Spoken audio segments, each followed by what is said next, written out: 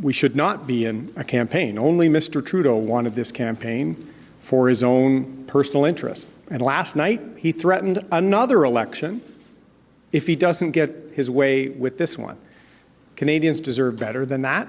We have a plan to very carefully monitor public health guidance. As you know, we have a studio that we've used in part to make sure that our campaign is always ready to have a hybrid. I want to meet as many people as possible to talk about our recovery plan, but we have to make sure that public health and safety is paramount. If at any point in time we look at the modeling and the advice of public health experts and they advise a change in action or a change in course for our campaign, we're prepared to do that. We need to make sure we're responding to the evidence and doing whatever we can to keep people safe, and we will follow the counsel that we receive. And we do have a contingency plan in place where we can shift to a virtual campaign if need be.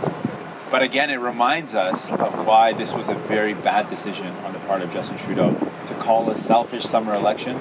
Though it doesn't feel like summer right now in Quebec City, it does look beautiful. But it was the wrong decision to make. It was wrong, and it was wrong for a number of reasons. And one of them is we're still not through this pandemic. And we've got to focus on making sure people get the help they need, they get the supports they need. People are frustrated, people are upset.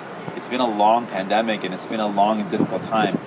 We can't now let down our guard and throw away all that sacrifice that was made.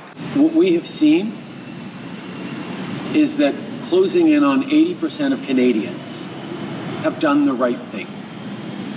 From wearing masks to keeping their distances throughout this pandemic, washing your hands 25 times a day, to getting vaccinated.